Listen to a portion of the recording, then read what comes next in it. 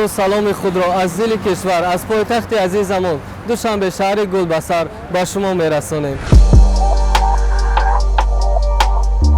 یکی از جوانان موفق صاحب استعداد کشور یوسف که به مصر پادشاهی میکرده.